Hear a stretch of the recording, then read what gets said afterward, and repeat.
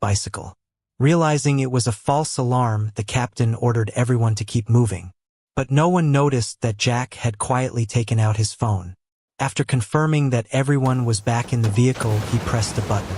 Gary, not understanding what was happening, ran back toward his teammates, terrified and searching for the culprit.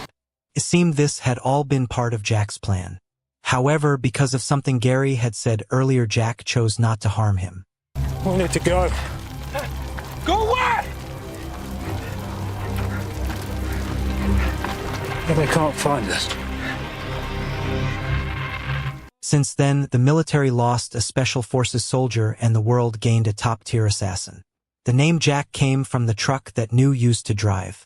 Because of his previous failure, Jack was eager to prove his capabilities and also to retire with a bounty of 100 million. This time he had prepared thoroughly. Since the world's richest man had fled to his private island, Jack had to follow him there. At that moment, the woman assigned to monitor him suddenly appeared and warned him that the River software would be released in 48 hours. If the mission wasn't completed within that time, both of them would be in serious trouble. I'm not here on holiday. After saying that, Jack turned and walked away decisively. That was the confidence of Jack. It turned out he had just been observing the surroundings of the island.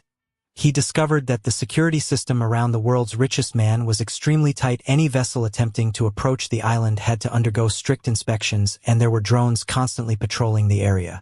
He knew that the world's richest man loved swimming, so the only opportunity for an assassination would be at sea. However, stabilizing a sniper rifle on the water was a major challenge. After some research, Jack suddenly came up with a solution, using a camera stabilizer system. With the plan set, he immediately went to the bank to retrieve the custom sniper rifle that Norman had made for him. But before he could act, Jack had to put out a fire that had broken out in his own backyard. Under the cover of night, he returned home, hoping to explain everything to his wife. But it seemed she was deliberately avoiding him. Jack had no choice but to go to his son's room, where he quietly expressed his love for the boy. This scene was being watched by his wife through a security camera. Even though she already knew her husband was an assassin, the love he showed for her and their son was undeniably genuine. Moved by this, the wife went to the living room and waited for Jack, deciding to give him a chance to explain. To kill people for money. Yeah, I kill people for money. Say it again. I kill people for money. Listen to yourself and say it again. I kill people for money. Again? I kill people for money. Say it again. I kill people for... I kill people for money! Is that what you want to hear? Is that enough? Is it enough? It's not. But now we can have a conversation. At last, the two of them were able to sit down and have a serious conversation. Looking at his calm and composed wife, Jack opened up for the first time. He told her how deeply he loved her and that he was preparing to leave the assassin's life behind. But he had to complete one final mission. In just 24 more hours, they could start a happy life together. Though those words broke her heart, she knew there was nothing she could do. She could only forgive him. With their family matters finally resolved, Jack was ready to fully commit to the mission. But just as he was about to gear up, his troublesome brother-in-law suddenly showed up.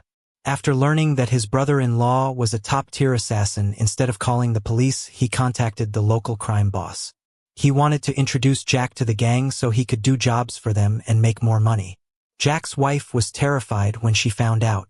She knew her brother all too well. He was incompetent and irresponsible. She feared this would ruin Jack's plan to retire for good. So she told Jack everything. After learning about the situation, Jackal wasn't worried at all. Instead, he gently comforted his wife and told her not to worry. It's just a mafia boss, he said. To me, he's nothing. Jack then sought out his brother-in-law and proactively suggested meeting the crime boss. Thinking his brother-in-law had finally come to his senses, the brother-in-law happily booked a table at a restaurant and left in high spirits. But he had no idea Jack already had a plan of his own. Jack went to the dock, rented a yacht from a friend, and loaded his equipment onto the boat. Meanwhile, at the restaurant, the two men were still waiting for Jack, who had yet to show up.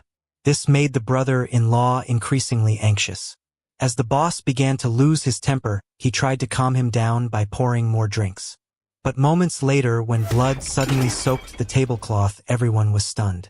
One of the boss's men collapsed without warning. It was then that the brother-in-law realized how terrifying his brother